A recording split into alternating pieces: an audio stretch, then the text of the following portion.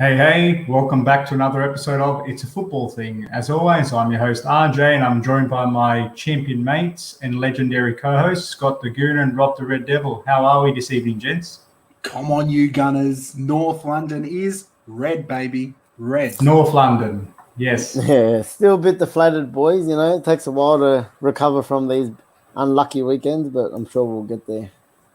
Absolutely. And look, I've got nothing to be buzzing about. I've got my sky blue jersey on. I was actually going to have a thing saying Eddie had across my shirt as a bit of a G-up, but I thought, nah, we'll stick true just for a bit of laugh. But, you know, what an action-packed week it was. It just, you know what, we keep talking about how, and Rob was just saying offline, we've been following the Serie A very closely this season, and that's been very entertaining. And it requires other leagues like the Bundesliga and the Premier League to really keep up the momentum, because some of these other surrounding leagues are picking up the pace. But the Premier League doesn't fail to impress because it's just action, action, action. What do you think about that, boys? Premier League's just done what the Premier League does. It's impressed. High quality football. We've now got some more stars in the league with guys like Lukaku, Ronaldo, Aaron Ramsdale. You know, and yes, I said them in the same breath. It's been great. And even for us boys personally, we've been in lockdown, 3.5 months. I was only thinking today, we're in lockdown just before the Euros. Yep. We're still, but we're getting near the end, so it's almost our Freedom Day coming up. So, yeah, just buzzing for all that. Yeah, it just goes to show it's a perfect example that nothing's for free in the Premier League. You could be playing last or first or anywhere in between, and nothing comes for free. You think you're going to be winning a game, and it goes, you know, this week is going to show us how many upsets has been on the table. My tipping was terrible this week. The results were bad, except for obviously you had a big one, Borgie. But yeah, it's just that's football. That's the Premier League. That's why we love it. Ups and downs. Absolutely. Before we go further, we'll just acknowledge some of the champions in the live chat. Concierge of Crime, good evening. Lottie's here. I know Lottie was at the game, and that's why she would still be buzzing. Lottie, you and I will have to chat. You have to tell me all about it at some point. Daniel, feeling a bit sad? Don't worry, Daniel. This is therapeutic, brother. We're going to get through this together. Daniel, it's one game. Don't be sad, mate. For Arsenal, this is most weeks. So don't be too sad, champion. George, you can't banter me, mate. I'm bulletproof this week. You worry about your team securing 3 points with your joke of a manager, mate. You worry about them. He's fired up, mate. Look George, don't give him any more ammo. Jesus. Evening, Ben. Almighty Blues FC, our man. A happy Scots. No, I'm not nasty. I'm not nasty to these two. If anything, and I know you watch us regularly, you'd see that the balance is usually very anti-Arsenal. Concierge of Crime, stop deflecting, mate. We know you're a Chelsea man. Good effort, by the way. Declared Arsenal are back. And Mo from the Blue Lounge, absolute champions over there. He's watching. Boys, where do we start? Do we want to get the depressing stuff out of the way first and then I'll gloat, or do you want me to let's hit us up, mate? I know, Robbie, we're equal. We just want to sort of push our teams down and quickly move on to the next one. Yeah, so look, rip the band-aid. You know what, Rob? Because I feel like the result is going to hurt you more than it hurt us. Let's go with you first, mate. Villa 1, Manchester United 0. What happened? Yeah. A lot, mate, or nothing for us happened that day. Look, that was our probably worst performance of the season. Terrible result at home. I think it just hurt that a little bit more in general quickly, because it was a Saturday night 9:30 game. I was all G'd up all week for it. You know, I was thinking, you know, at home we're going to be bouncing again. Ronaldo is going to probably score a hat-trick. You know, I wasn't thinking that, but I was just, you know, really pumped up for this game. So you can imagine at full time after that, I was the most deflated I've probably been this season. Imagine. And like I said, we've talked about this slowly, you know, on our previous episodes, how I've said, you know, we've got results this year, but it hasn't been nothing comforting. You know what I mean? It's always been a bit of magic from someone, or we've had a bit of luck, or, you know, it's a bit of a fluttering score. We've gone for Ronaldo's stepped up because he's an experienced player and makes it count. Yeah. And like I said, this week, and like, look, if you look at our last 4 games, we've had 3 losses between the 3 different competitions, and it doesn't look good. If we're looking straight at Premier League, we are sitting 1 point behind the top. But I also like to say, we haven't played any of the big boys yet. And if you look at our next 2 months in between the two international breaks, we've pretty much got everyone. Within that 6 weeks window, that's going to be a really, really big test for Ollie and the squad. So, I think I'm going to make my judgment more after that time. But yeah, look, with the game, clear and simple, mate. West Ham with a better team. I didn't feel like I felt like Ollie has been playing scared lately. For us to be starting at home with two defensive midfielders as usual, keeps continuously playing Scott McTominay and Fred in the midfield.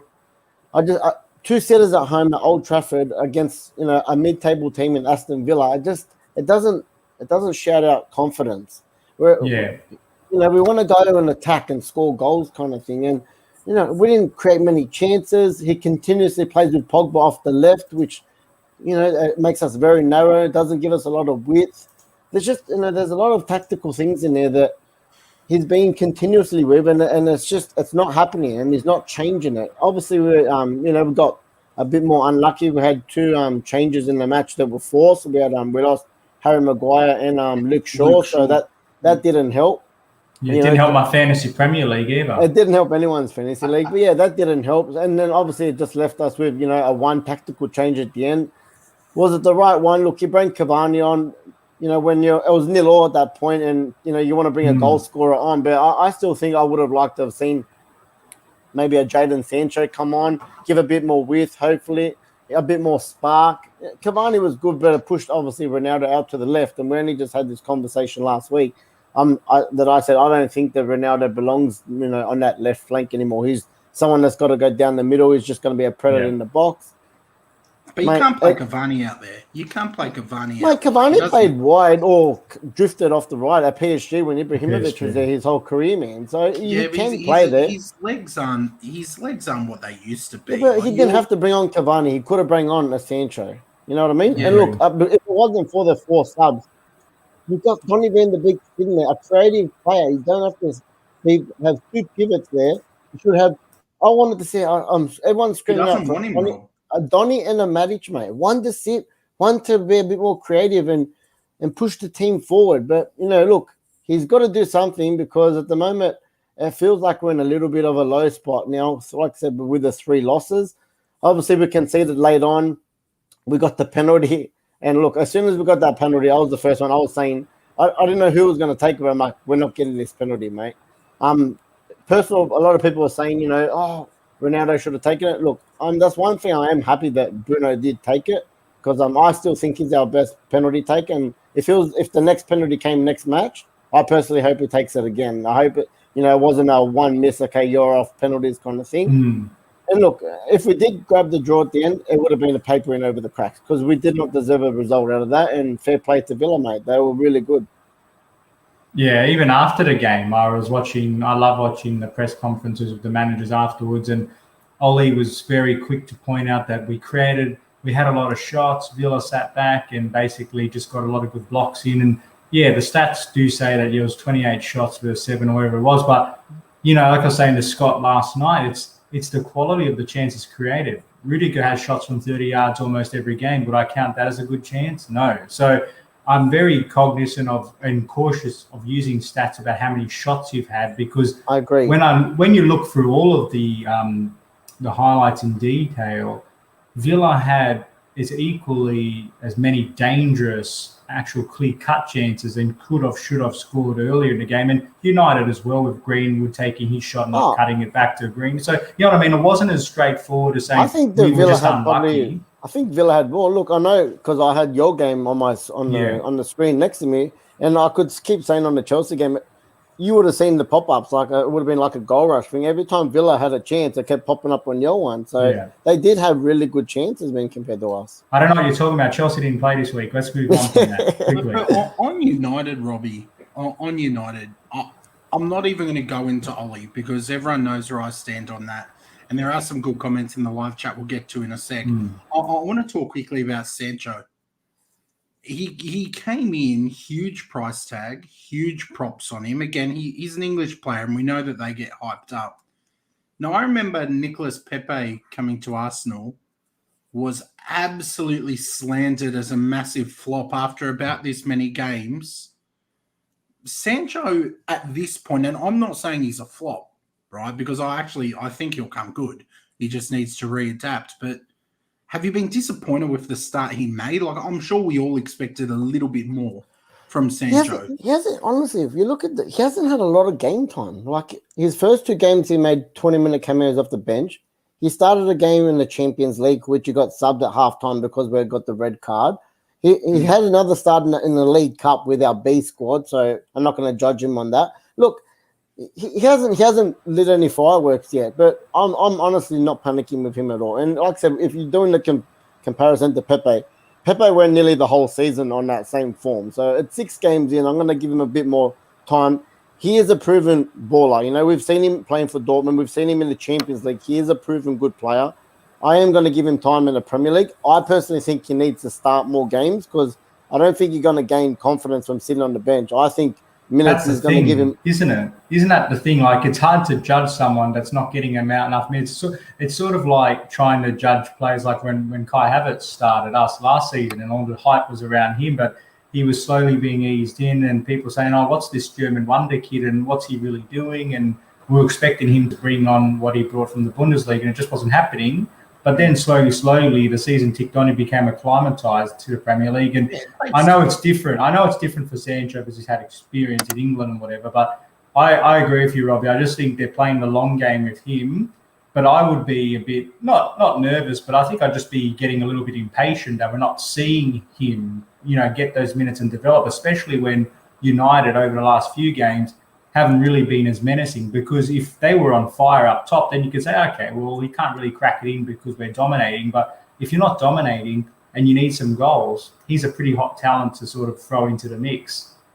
Hopefully it comes good for him because it hasn't so far. I mean, even with those cameos, you'd hope a player of his quality's contributing something. But time will tell.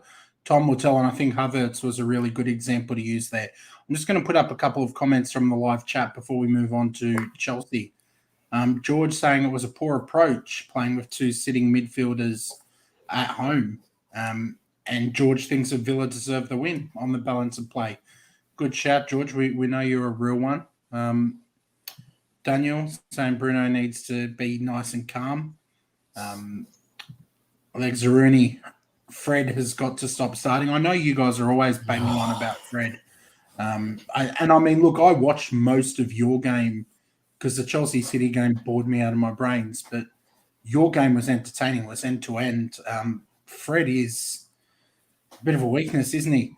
That wasn't his worst game, but it's just I don't know what Donny's got to do to get a start. Like I said, he gets cameos as well in a League Cup or this, or he gets 10 minutes off the bench. You can't make an impression when you get him 5-10 minutes off a bench. You can't make an impression with a B team. He's got to have his chance to have 5-6 games in a row with the top boys and give him a chance. You know what I mean? That's the frustrating thing. Fred's been there for 2.5 seasons now and been consistently not great, but he still keeps getting the starts. And that's the thing. People are starting to get frustrated with Ollie because it's the same thing. Give someone else a turn, change it up a bit. That's what everyone's screaming out for. Yeah, Declare reckons it's all Ronaldo on penalties now. No, well, we'll have to wait and see. Ollie said, mate, Bruno will take penalties again. So look, it might be one each here and there, but he shouldn't be off pens in my opinion anyway. This is a good one from Declared, Robbie. I'll just get your thoughts on this. The real question is, why isn't Sancho playing? Cavani, Greenwood, Pogba had all played, and that's Sancho's natural position. Why do you think he's not playing? Sorry, I'll chuck it back up. So why isn't he playing? Greenwood have all been playing wide. Cavani's only had half a game. He's just come back from injury. Greenwood's in form, so he's going to get a start. He's probably our most prolific goal scorer this year. He's scored nearly every game, and for a 19-year-old, he's playing great. The thing is, we bought a right winger in Sancho, but Greenwood has, because now Ronaldo's come in, he's playing down the middle. So Greenwood, his next person position is, ineffectively, he's playing better off the right. So when Sancho has played, he's coming off the left. That's only because, number one, Rashford's out, Martial is out of form, and then you got your other, your players like your Lingard and stuff that are just going to flow around. And that's why he's been playing Pogba off the left, and that's why we've been so narrow. So, he's trying to fit everyone in the system, and it's just not happening at the moment. For me, like I said, I would like to drop out a defensive midfielder, sit Pogba a bit deeper with a defensive midfielder, let him have a bit more freedom, and then you can play with two wingers, traditional wingers. That's where you're going to get your width from. So that's something something we can beat Ollie with. That is not something like that. He needs to be a bit more brave, in my opinion. Yeah, interesting. I agree. RJ, let's jump over to the part of London that has the Blues at the moment. Yeah. Chelsea, talk to us about your match.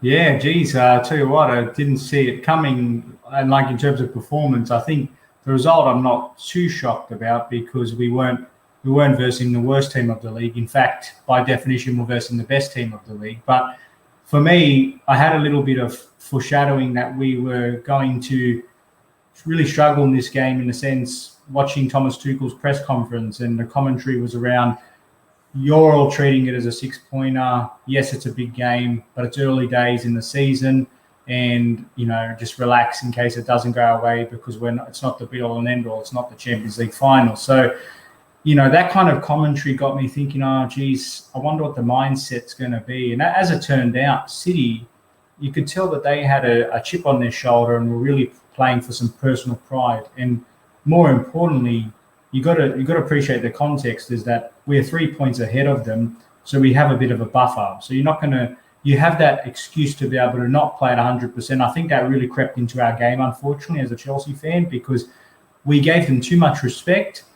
We weren't challenging their comfort zone. We allowed them to impose their natural style, and they got really comfortable with their aggressive pressing, which, as I wrote in my article after the game, it's about, I was really impressed with not only City being the team that is usually very silky and plays a really attractive brand of football. A lot of the criticism's been with their inability to get down and dirty and do the ugly work. But for me, in terms of the quality on the ball, was equally matched by their efforts off the ball. They were really relentless from start to finish with their pressing. We couldn't really even, because the way we were set up, we had the 3-5-2. We had Lukaku and Werner up front, which I don't blame Tuchel. I know all the Blues fans offline were saying, oh, in hindsight, I probably wouldn't have started that. But we absolutely blew Tottenham off the park second half when reverting to that system and the people within it. So for us, it was just not being able to go toe-to-toe with City and really find a way to engage Lukaku and Werner, because we were overrun in the middle.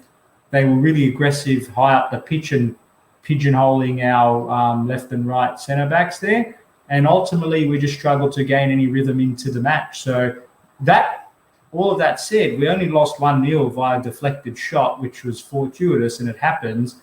But equally, it could have been 2 or 3 or 4, even if Mendy and Silva had not saved a couple of chances. And yeah, it's just one of those bad days in the office, and it doesn't help when Mason Mount, who's personally our player of the season, and Kante wasn't feeling well, wasn't at his best. But at the end, it just showed the golfing class at the moment and where we aspire to be. So yeah, bad day in the office, and it's all about the response from here on in.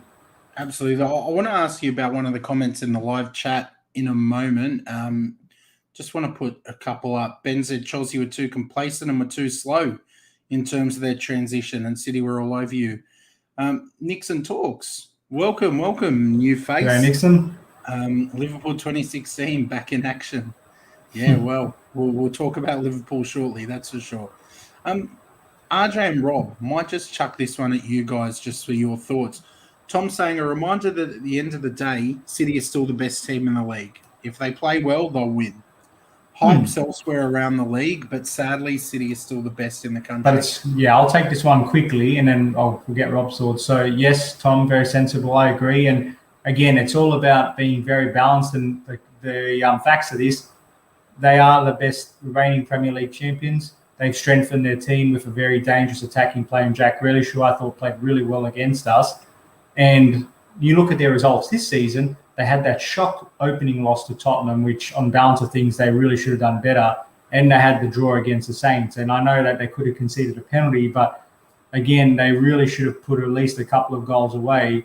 So, based on the XGs and the general ebb and flow of games, they would have had a perfect start to this campaign. But I will caveat with this, they haven't had really too many big tests aside from this one up front. So it'll be interesting to see when they take on the Uniteds of the world and they start playing Leicesters, etc., or start having the other top end of town. But yeah, definitely one of the top teams and shouldn't be underestimated. Robbie, what do you think? Is it clear that City is still, the best team in the league, or do you disagree? Look, you know where I've said, even after they've signed Grealish, I said I still don't think they'll win the Premier League for some reason this year. Yes, technically they are the benchmark, obviously being the reigning champions, but I don't know, they just don't look like. Look, besides that game against Chelsea, look, they really did turn up. I wasn't expecting that. I was expecting a statement Chelsea win, if I was being honest. But yeah, they're just on a. I don't know if they're going to click it into gear and continue. We'll see. Like, they got another big game this weekend against Liverpool, but like I said, they've had their ups and downs. Like you said, they draw to Southampton. No one's seen that coming, and then they turn up the next week and have a masterclass against Chelsea. So I don't know. Consistency will be interesting to see them at the moment, because if I'm being honest, I still think over the 6 games we've seen, I still think Chelsea look the engine that's running the smoothest at the moment. So yeah, like I said, time will tell. Yeah, see, I'm starting to shift in my thinking. I'm starting to think Liverpool are just going to chug away and do their thing. They've come under the radar. No 3 goals against Brentford, but none of the top teams concede 3 goals like that. That's a big thing. When you guys play, don't write Brentford. We've played them. You're talking about Brentford, sorry. No. Yeah, look, Liverpool are doing all the right things. They're getting their results. They're sitting top of the table. But again, they haven't played anyone besides the Chelsea game. Amazing, yeah. And like I said, they are leaking goals. They don't look sound at the back. Even they got your Van Dijk back at the moment. But I think it was last week or the week before in the Champions League, they conceded quite a few goals there. They conceded 3 goals against a team that you'd think they should be beating in Brentford this week. So, look, they're going to come up against a perfect opposition this weekend to see where they are at the moment. We'll see where they're at. RJ, last thing on Chelsea before we move to Arsenal. What's the midfield combo for your boys moving forward? The simple answer is it's really opposition dependent, I think, because, in normal settings, I'd probably say it's a Jorginho Kante pivot. I think we will go back to the 6-6-3-4-3. But the beauty of the situation for us at the moment is Kovacic is really banging the door down and probably does deserve to be starting. So for me, the reality is it's all based on fitness and sort of the fatigue element, because as good as he is and as world-class as I think he is, Kante can't be relied on 90 minutes game in, game out, just because of his body starting to cave in a little bit. And Jorginho as well, even though he's quite durable, I think we are seeing signs of deterioration. So it'll be a rotation of those 3. But Ben, I think, was referring to RLC, Loftus-Cheek. He's been a really good news story that's come out recently. And if he can slowly start getting back into the fold, he's a really exciting player and could be an X factor, because he brings a unique profile to that middle area / attacking region. So, yeah, great question, Legs Rudy, but I'd say rotational depending on opposition.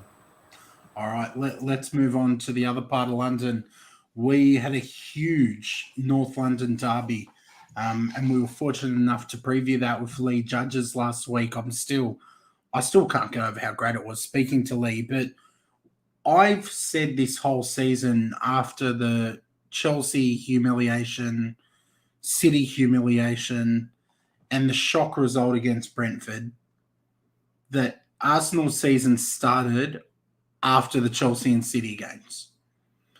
And from that point, we've won both games after that. Scrappy, very scrappy.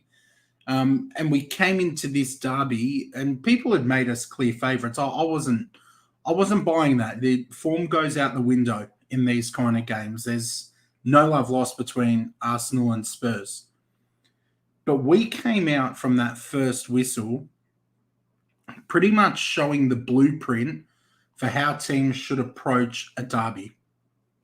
We were aggressive, we were energetic, and we were dynamic going forward. Like, the attacking movement and the passing and the overlapping runs was sensational. It was as good as I've seen Arsenal play in a very long time.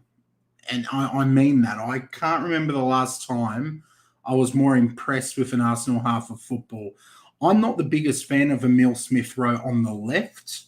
I'd rather him more central, but he bossed it on the left. His passing and his movement was sensational. Aubameyang, I'm not the biggest fan of in that kind of target man role leading the line.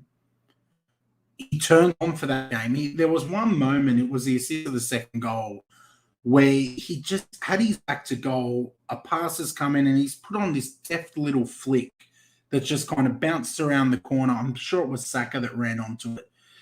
Everybody did their bit in the first half. The second half for me was where I saw a lot of maturity. So the first half for me was all about the attack and the offense. The second half was all around maturity. And we closed out the game well. We didn't panic. Even when Spurs scored, they didn't look like getting back into the game. Arteta managed it well with subs. The players on the field managed it well in terms of some of the dark arts of football, wasting a little bit of time, slowing the play down, keeper laying on the ball. Every team does it. I'm glad that we did that and we executed it. So it was a great result. We were getting relegated a few weeks ago, and now we're on the back of 3 successive Premier League wins. So it's all good news to me. I just hope that we can bring those kind of performances in to some more games because we need that. I don't know if you boys caught the game, but what did you make of Spurs? So I've spoken about the Arsenal end. Anyone want to speak on Spurs? I watched the mini match, and that was the next question I was going to ask you, Scotty. Like, look, you guys did come out firing. It actually reminded me of a game. Sadly, bring back some memories. Quite a few years back, I think under LVG when you guys came out at the Emirates and 3-0. I think you guys were 3-0 up under 20 minutes. Just blew us off the park, and that's it. The game was done. And that's what happened in your first half. And obviously, they got a little bit of a consolation at the end there. And the keeper made a really good save that hit off the crossbar and stuff. But I was going to say, Arsenal was great, but I honestly think Spurs were terrible nearly at the same time. It was just Harry Kane, just his ghost at the moment. He just doesn't look like, we all know the situation, but a lot of people really thought after the window closed, okay, I'm staying here to at least January. I thought he doesn't look like he cares, doesn't look like he's putting 100% in. Like, you know, it's funny how they were so far on a high a couple of weeks ago, and now they're sitting behind Arsenal after you guys had a nightmare of a start. So, yeah, I think you guys are really good, but I think Spurs were just terrible. I'm agreeing with you. I think so. Look, we know Spurs have flattered to deceive this season. Yes, they started off very well. They got the 3-1-0 wins, and we all were in agreement here that while that was impressive in its own right, the manner in which they were getting those 1-0s was not as impressive, and eventually you can only ride your luck so much. And I know, Scott, like you create your own luck, but over an extended period of time, luck is somewhat less of a factor, and I think you've got to be in the driving seat to determine your luck. And that's what we're starting to see with Spurs. They were hopeless against Crystal Palace. They got battered. They were hopeless against us, particularly in the second half, and got battered. And they were hopeless in the first half, especially against you, and got absolutely battered. So for me, it's just a continuing trend of, for me, Arteta was the talk of the town about could he be the first manager out, but is Nuno slowly start getting in the conversation of are we starting to lose patience with him? Look, it's early days. Let's not get reactionary FC over here. But the reality is, Kane was meant to be the saviour because he stayed on in the good narrative of what it was all about. But he's been a shadow of himself, and we spoke about this last night, that he's going to continue to be professional, I'm sure, and face value, but his heart's not in it. And because his heart's not in it, you're not getting the best version of Harry Kane at this stage, and they're suffering for it, Spurs. But defensively, I've always had question marks about them defensively anyway, and that midfield's not impressive by any means. So credit to Arsenal. Let's not take away anything from them. They started off really well, and for me, that performance was built off the back of the previous 2 performances where they got those scrapey, ugly wins, and I thought they were quite cagey. But sometimes you just need a little bit of good fortune to go your way because they were touched up in the first couple of games. But the fact that their season started with those 2 games before that, picked up the right results, and have built off the back of that to produce a good performance to match to get the right result. So for me, I reckon now they're in a bit of a good swing here. I mean, they've obviously got a very big game against Brighton coming up, and we'll save that for the preview show. But I think how all of a sudden Arsenal's forward-looking trends a nice upward tick, and Spurs, geez, they're in a bit of a dark spot at the moment. So quite keen to see what their next set of games is going to look like. And long may it continue. I want to point out a couple of comments from the live chat. Declared, Scott looks hungover. I wish I was at that party. Mate, there has not been a party. It's been the party's been a 2.5-year-old who has been a little bit adventurous at 4:30 in the morning these days. So, mate, that's definitely not the fun kind of hangover. It's more the lack of sleep because of child hangover. So, Goonaretti, welcome. Halen getting the job done. Absolutely. Emil Smith throwing Saka. Played with maturity beyond their years. Absolutely bossed it, and good to see academy products lifting the team. Lexarini, Scotty's still riding on a high, trying to figure out what year. If you're talking about the bruised banana behind me, 91. That's the 91 away kit. George, I've never seen Kane look so disinterested. He's calling out their defense too. I think with Harry Kane, Spurs have actually really shot themselves in the foot because they would have knocked back huge money from Manchester City before the season. Now, though, come January, and I was saying this to you last night, RJ, if they're offered, they're not going to be offered that same money for a striker that's got maybe 2 or 3 goals, because Harry Kane is not happy. And the team that's coming in to bid can say, hold on, this guy's on the down. Look at the season he's had. He's been atrocious. We're not giving you 150 million. And then Spurs are in an even tougher spot, because do they then hold him again against his will and have that downward trend? Or do they take less money than they want? I think they should have done exactly what Aston Villa did. Cash in on a player that didn't want to be there and there was potentially a gentleman's agreement with, and use that cash to go and identify huge signings. If they or get someone like Aston Villa did, they should have got someone like Danny Ings. They could have done a lot worse, put it that way. Spot on. Last kind of question we'll do on the Arsenal game, then we'll quickly chat Liverpool. Lexarini, what's the balance with Arteta? Is it turning a corner or papering over cracks? Look, I've always said he needs about 10 games this season. I know people might look at previous streams. I'm not his biggest fan. I'm absolutely not Mikel Arteta's biggest fan. I don't think someone should be learning their trade at Arsenal. However, if he's going to get these kind of performances out of the team, I'm happy for him to be there. And as long as he's getting the best out of the squad and you can see the squad are playing for him, I'm not going to complain. VJ's joined us. Hey, VJ, how are you, my friend? Nixon saying that Spurs, 3 wins and a few fluke goals, and now you see them really not knowing what's going on. Yeah, Nuno is certainly under pressure. I can't argue with that. He might be. There's nothing wrong with Super Nintendos, just to be clear. That's old school. Yeah, we love Super Nintendo. I don't know how I feel about slandering Super Nintendo's good name with Spurs, but we'll let you off because you're new to joining us, Nixon. And VJ, Arsenal look like they're strong like giants. Yeah, look, it was a good game, and hopefully we have some more. Liverpool quickly. I didn't get to watch this game, so I'm going to sit this one out. But I don't know if you boys wanted to share some thoughts on that. All I'm going to say is Brentford again proving they are not easy beats. Liverpool won't be the first big team to drop points to Brentford. Your thoughts, boys? Did you watch it? Yeah. I just seen the highlights on this one.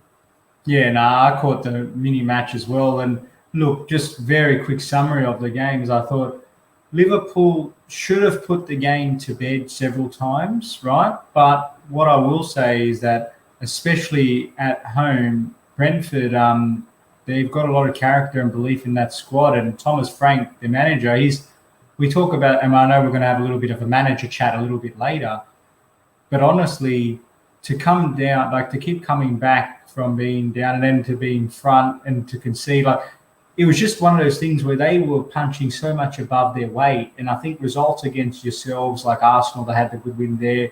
and they've had a couple of good games since, been a bit up and down. But you know what? I think that's, even though they didn't get the win, that's equally as big as a statement to me to show that they're not going to be kicked when they're down. They're going to keep fighting, and you can't just be a Chelsea or United and think you're just going to rock up and get the 3 points now. So, if anything, they've put themselves on notice that you're going to have to bring your A game to be able to walk away with 3 points. So, yeah, credit to them, and it's a shame that they weren't able to finish off the job.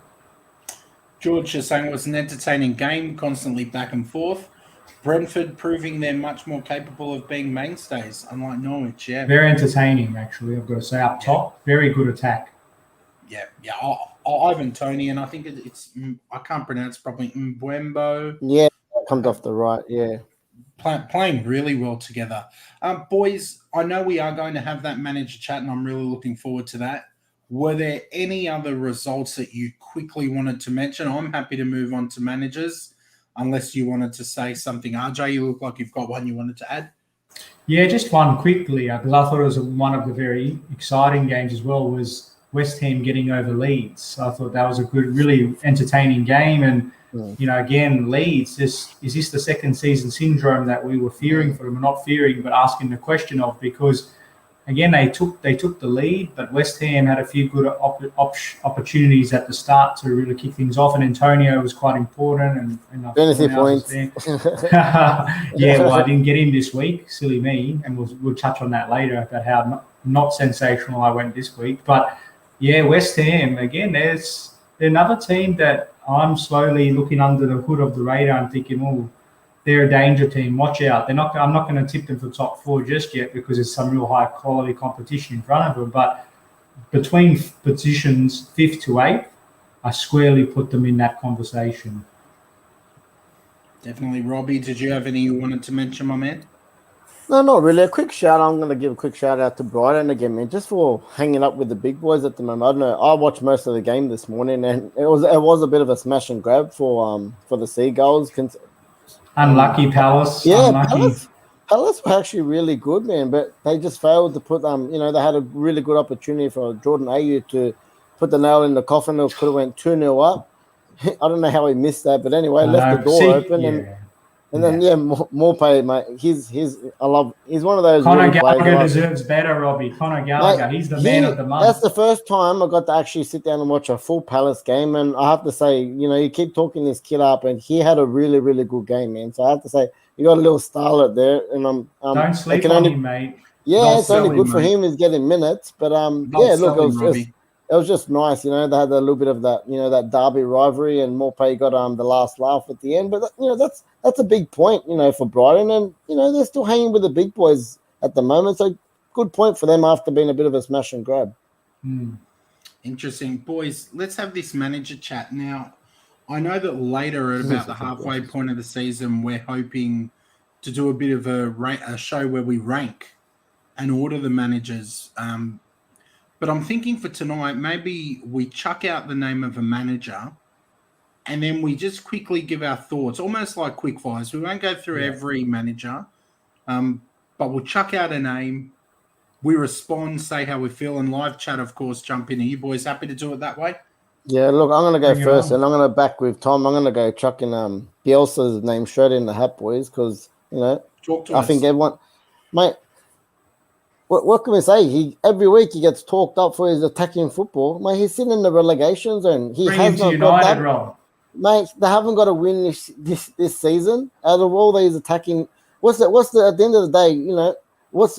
Is it performance or is it results that you want? Because they're not doing either of them. They're playing their pretty football. Again, every week I say he does not learn from his mistakes. He's so stubborn. He plays one way, attacking football. They leak goals like a sieve, and they've got nothing to show for it, mate. So, home and away, they've been bad this season for that. Yeah, my thoughts for him, I know we're not doing a grading system, but yeah, I agree. And I've said this, and go back for the auditors of the show and we check on Bielsa chat. For me, his downfall is his rigidity. I like the fact what he's done and how he was dogged in getting them back up to top flight. And he had a reasonably good season last year.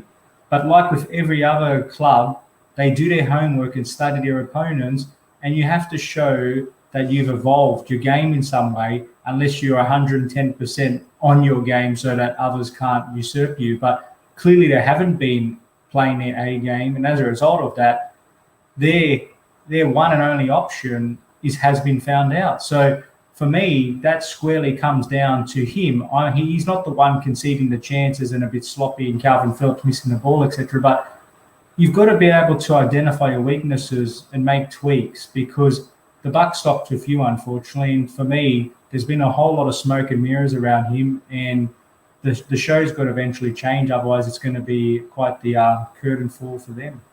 He's supposed to be this tactical masterclass of a manager, but like I said, I've never seen him revert to a plan B once. Not just this season, but last season.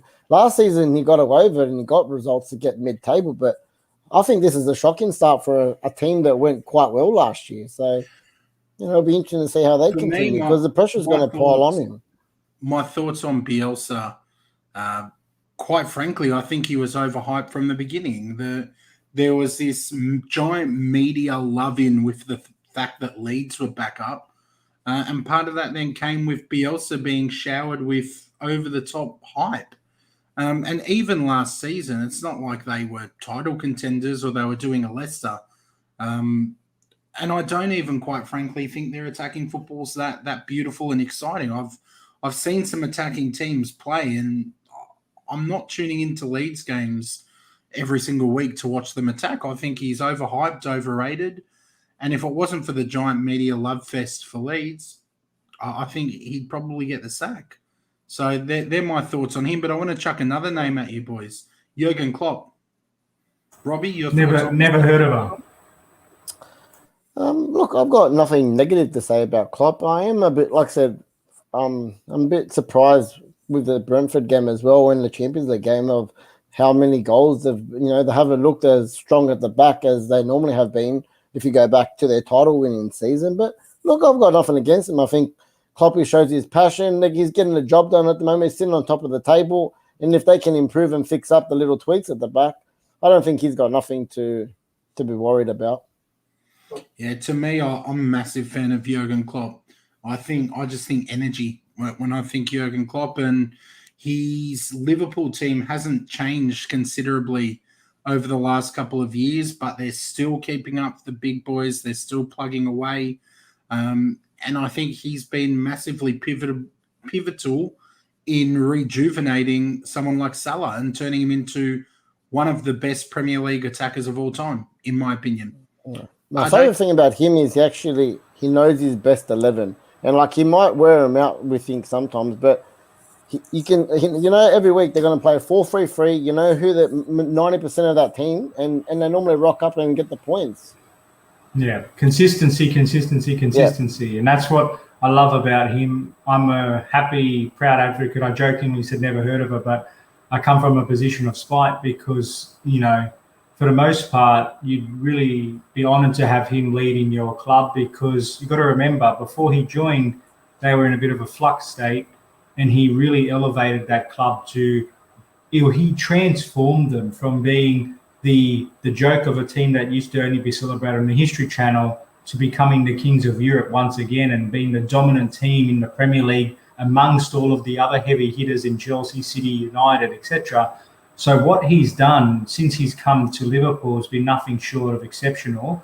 The only thing I would say, if it was a constructive criticism, because obviously I'm very qualified, but it's when they copped a massive injury with Van Dijk and they had a couple of players that were unavailable for them after their season they won, I felt that because of that rock and roll style of football, which on its day is very, very hard to overcome, it eventually took its toll. And we said this when we first started the podcast, and they started off a bit slow and they were showing signs of burnout and fatigue. And you just thought, is that a function of just them playing at 110 miles an hour each and every game? Because it's exciting on the eye, it's highly effective, but is it sustainable?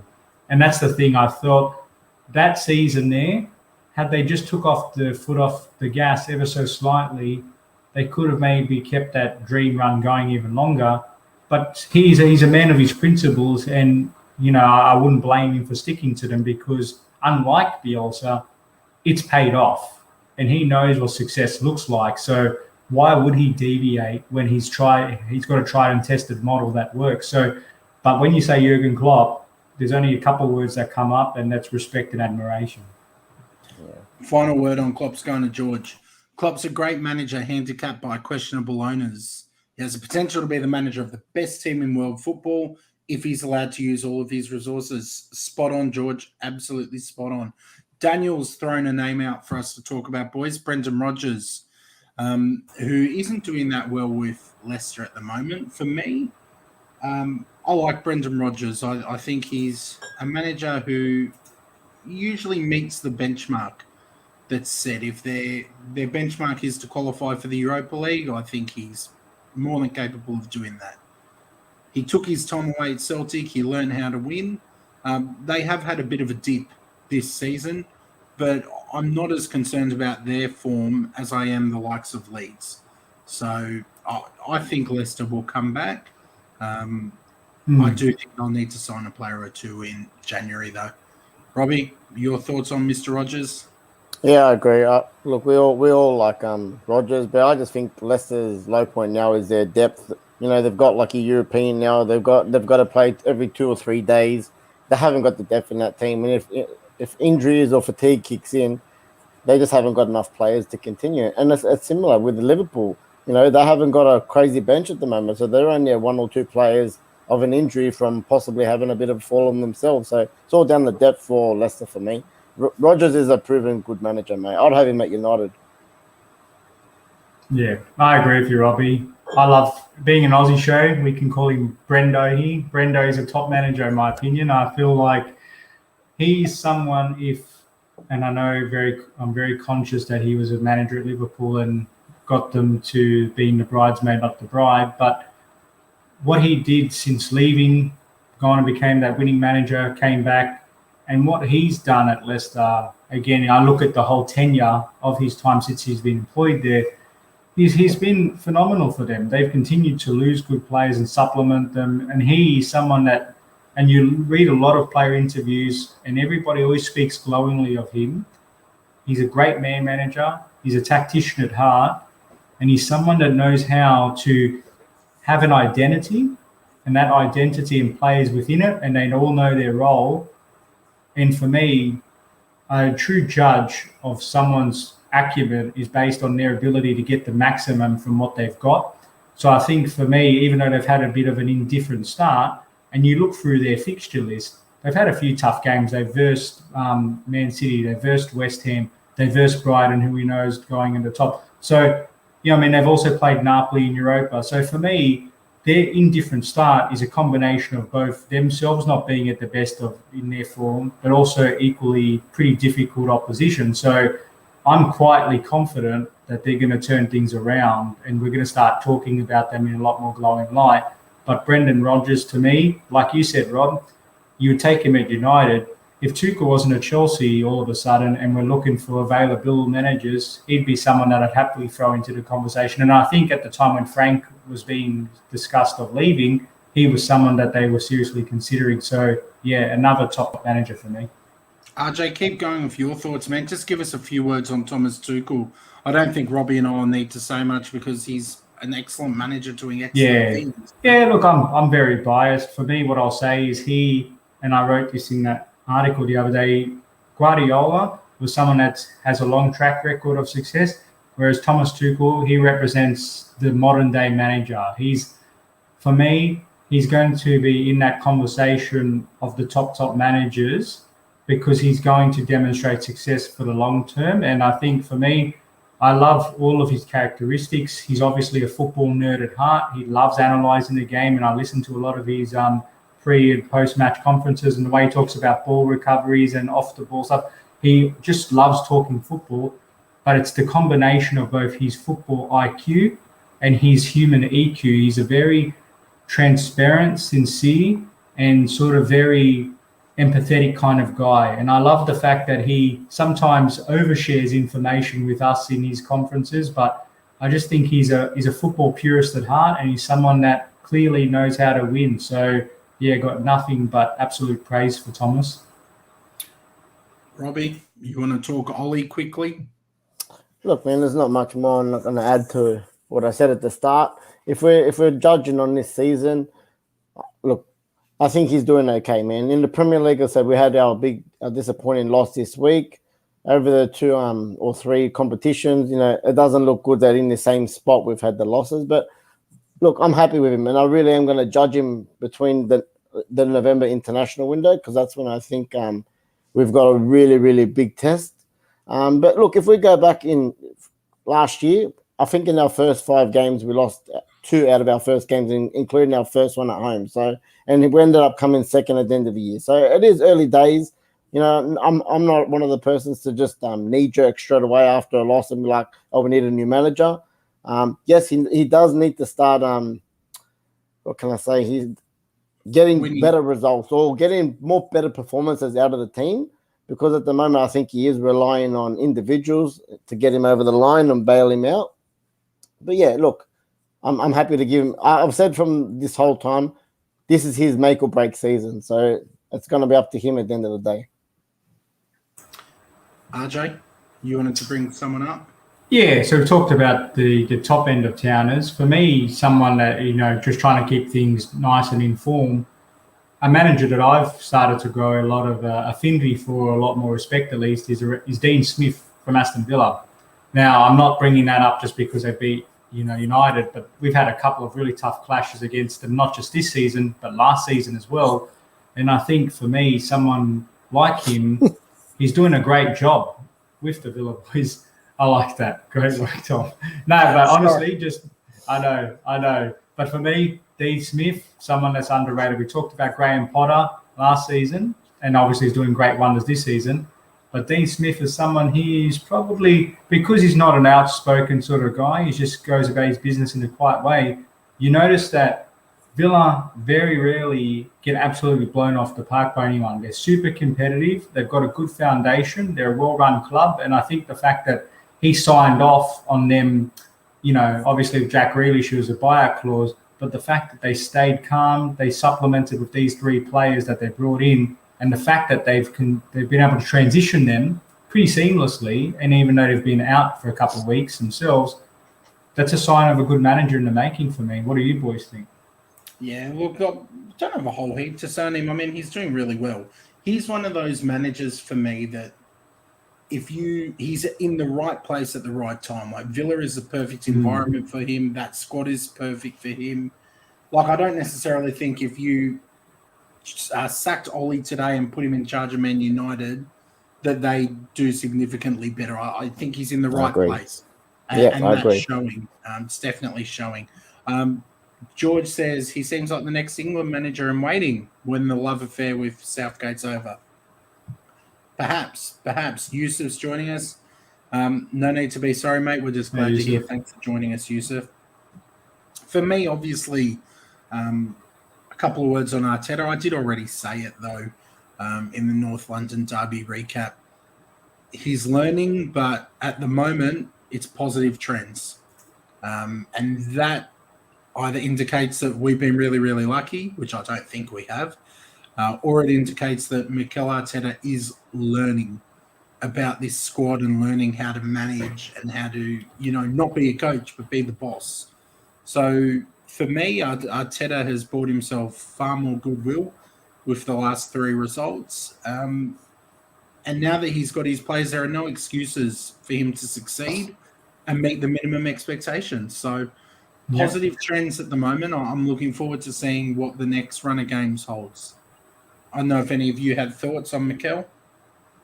You know me, Boogie. I feel pretty much how you feel for Ollie. I feel for Mikel.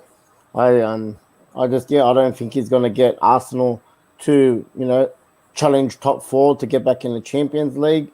As I said, like a couple, what was it, last year or the year before, I think it was really great that he did get that FA Cup. I think that gave him the time and a bit of, he had time after that FA Cup. But after seeing what they've done last year, and now they've been back, look, you guys have had a bit of wind in your sails, but exactly what Lee said last week, when you guys maybe get on a run of up to nearly 10 games, then you can start to say, okay, maybe you guys have turned the corner. But until we see that, I have the same feelings. I don't know if he's the right man to get Arsenal back into the For me, I'm just happy to see them win a couple of games because that's going to distract from the bigger picture that he isn't the one to take them long term. But if he can get a few wins and they get in the right side of the table, then if it keeps the Arsenal Wolves at bay and allows him to stay on board to keep them going, then I'm all for it. I think he's a good manager in the making, but I just have my question marks as if he's the right man for Arsenal right now. So we'll see. Yeah. Did we have one more we wanted to add, boys? Yeah, I just wanted one more, boys. Graham Potter. I know. Just if you want to have a quick thoughts on him, because he's really impressed me. Not just this season, but last season he did impress me. Obviously, we all know they just didn't convert a lot of chances because I think they really could have been a bit more higher up on the table this year. But last year, but this year it's happening for them, and they play nice football. They're not one of those teams that sit back and get a lucky chance on the counter. They go for it. They've got a good squad there, and I think he's doing wonders with that team. If I'm being honest, RJ, I know you're a Potter fanboy. Well, I love him. He's weaving his magic. He takes after his cousin Harry straight out of Hogwarts. But he's just been.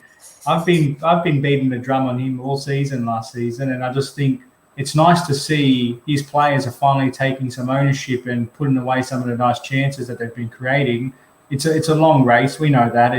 They had a pretty disappointing result earlier, but there's a lot of spirit in that dressing room that even in the deep stoppage time, they still were pressing for an equaliser. So, yeah, good signs for Potter, and I think he's got a big future. You talked about if you take, Dean Smith out and put him in United, he doesn't do much better for him. Whereas I think if you take someone like Potter out and put him in a top 6 side, I know it's different because he hasn't got too much runs on the board. He hasn't got that capital, that credibility there. But I still think he lets his tactics and management do the talking. So yeah, I see a big ceiling for him. So yeah, quite keen to see how he goes. All right, boys. I'm just going to add the final word on a man who was in our thumbnail that we haven't really spoken about, Thomas Frank. And if you think I've left anything out, please let me know. But Thomas Frank reminds me almost of and I don't know if he's younger in age, but a younger kind of Jurgen Klopp figure. The way he engages with the fans, G's up the stadium, and he's just a really animated guy. If I was a professional player, I'd want to play for Thomas Frank. And I think he's working wonders with that Brentford team. He seems just like an absolute champion. And I'm hoping the Brentford do really well and stay up, certainly this season.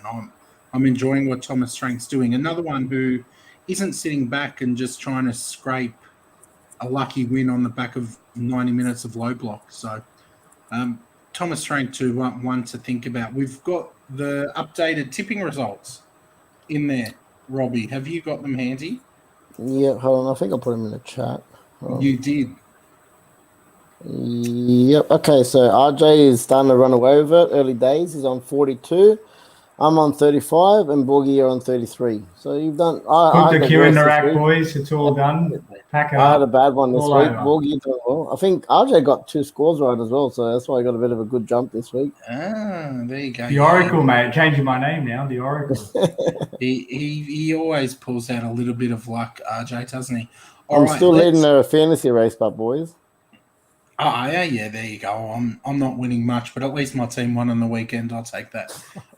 Let's have a look at the ladder. We've had a change again. Poor Ben, he's been a bit quiet. Maybe he's a bit upset that he's no longer at the top.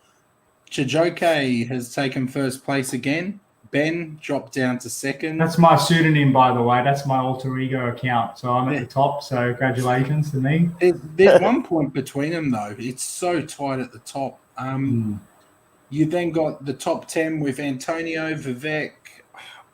I can't say it. Marius, I think. Yeah, you said that really well. Scott Coombs. Yep, my middle name's Coombs. That's actually me. Nick Fasulo in 7th. Goodness gracious. Dominic in 8th, Sean in 9th, and Sakif, I think it is, in 10th. Flying the IFT flag, Robbie in 19th. Had a bit of a drop this week, Rob. I only dropped 1 position. It's a massive drop, mate. Jesus. I know. You had good points. You actually got good points, Robbie, as well. That's the funny part. You know. Yeah, I got like 51. And I Yeah. really am thinking about pulling my I'm trying to hold off the wild card for after international Yeah. break. I only got one more week, but then I will say when I do play it, I think I'm gonna be bringing a lot of Chelsea players in and taking a lot of United players out. I'm hoping that. Huh? Your team looked good, man. Like you've done all right there.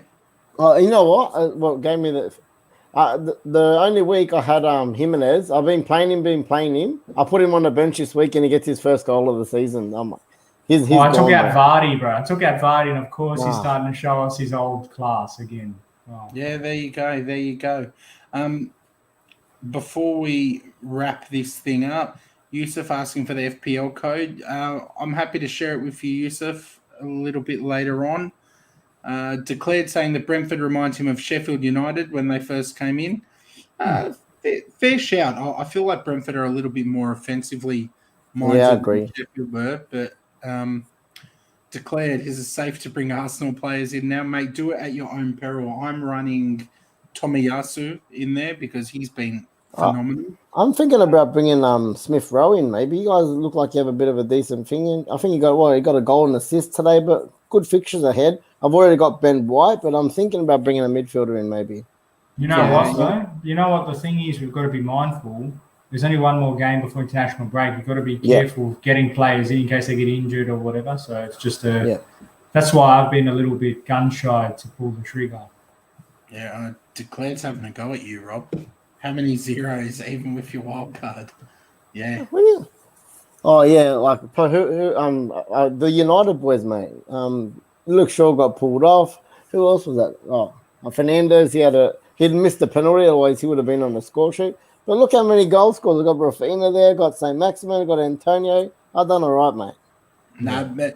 How good's Luca Dean? You haven't spoken about him, Robbie. He's your favourite.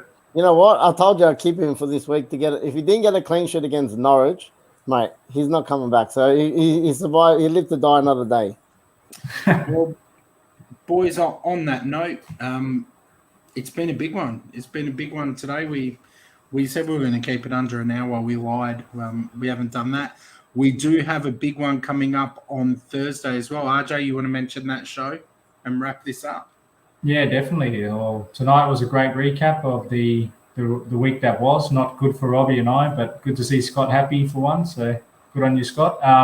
Great chat. But Thursday, we got the preview, as you know, for the final match week before the international break. And we're bringing in a passionate Toffee fan. So his name's Mike from the Blue Boys Network. I have confirmed with him, so I don't look like a bit of a wally if he doesn't turn up. But yeah, happy days. Go check out his stuff. Mike from the Blue Boys Network, boys with a Z. And yeah, he's quite keen to give us his thoughts about how Everton are travelling this season. And as we've seen, they're slowly making their way back up the top six. So yeah, it's going to be a blockbuster episode, and we hope you can join us for it. But until then, Scott, Rob, final words before we press the good night button. Yeah. Thanks again to everyone in the live chat. Or as I always say, be good or be good at it. From me, sorry we didn't get to the Champions League. We know that's coming up tomorrow. If your team's playing, best of luck. Hopefully you can turn your losing form around. But thank you again to the live chat. Always a pleasure to have you guys here, and we'll see you again on Thursday. Wonderfully said, guys. And for those participating in the Champions League or Europa League, all the best, and we'll catch you on Thursday. Take care, everyone.